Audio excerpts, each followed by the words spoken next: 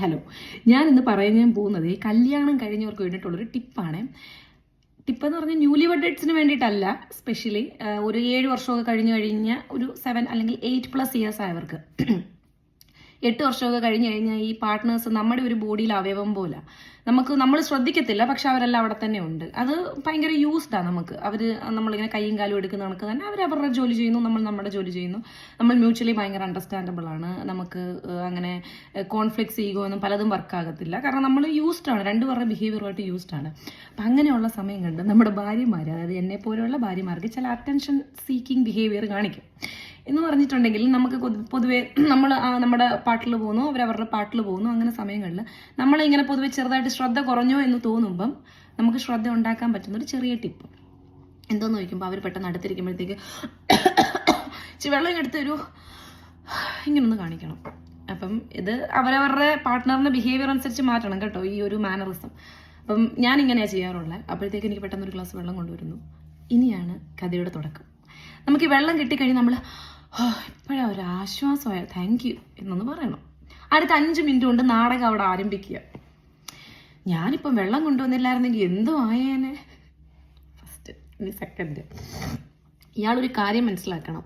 ഇയാൾക്കൊരു ബുദ്ധിമുട്ട് വന്നാൽ ഒരു തുള്ളി വെള്ളം തരാൻ പോലും ഞാനേ കാണുള്ളൂ. ഈ മൂന്നാമത്തെ, ആരൊക്കെ ഉണ്ടെന്ന് പറഞ്ഞിട്ട് എന്താ, ഒരു തുള്ളി വെള്ളം കുടിക്കണമെന്നുണ്ടെങ്കിൽ എന്നെ വിളിക്കണം, അല്ലാതെ പിന്നെ ആരാ ഉള്ളേ. നാലാമത്തത്, ചത്ത് കിടന്നാൽ പോലും ഒരു തുള്ളി വെള്ളം വായിൽ ഒഴിച്ചു തരാൻ ഞാൻ എത്തണം, എൻ്റെ കൈ എത്തണം, അല്ലാതെ ഇവിടെ ആരും വെള്ളം കുടിച്ച് ചാവില്ല. ഇനി അടുത്തെയാണ് ഹൈലൈറ്റ്.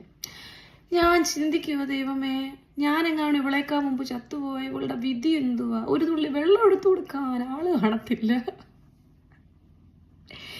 ഇത് ഒരു 2-3 ആഴ്ചത്തേക്ക് കണ്ടിന്യൂ ആയി പോയിക്കൊണ്ടേയിരിക്കും. പക്ഷെ ഫ്രീക്വൻസിക്ക് കുറച്ച് ഗ്യാപ്പ് വരും. ആദ്യം നമുക്ക് എവറി സെക്കൻഡ് അവർലി ആയിരിക്കാം. 2-3 ദിവസം കഴിയുമ്പോഴത്തേക്ക് അത് നമുക്ക് Q4 അവർലി ആയിരിക്കും, ഒരു 6th അവർലി ഗ്യാപ്പിൽ വരും. പിന്നെ ഒരാഴ്ച കഴിയുമ്പോഴത്തേക്ക് അത് 8 hourly to BD, twice in a ഡേയിലോട്ട് പോകും. ഇങ്ങനെയാണ് ആ ഒരു ഇത്. ഇതിനേക്കാൾ ഇച്ചിരൂടെ കൂടിയ മാരക വേർഷൻ ഉണ്ട്. വല്ലപ്പോഴും നമ്മൾ ഡ്യൂട്ടി കഴിഞ്ഞ് വരുമ്പോൾ ഒരു ഭക്ഷണം ഉണ്ടാക്കി തരുമ്പോൾ നമ്മൾ അടിപൊളിയായിരുന്നു കേട്ടോ, ഇപ്പോഴും ഒരു ആശ്വാസം വന്നേ എന്നൊന്ന് പറയണം. ചിലപ്പോൾ അത് മാഗി ആയിരിക്കാം, അല്ലെങ്കിൽ ഒരു ചായ ആയിരിക്കാം.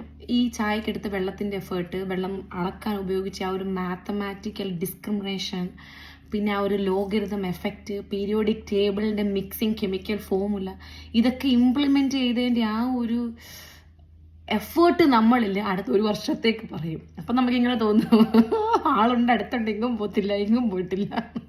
അതുകൊണ്ടാണ് പറഞ്ഞത്, men's are simple, just they need the attention. ഇടയ്ക്കിടയ്ക്ക് ഒരു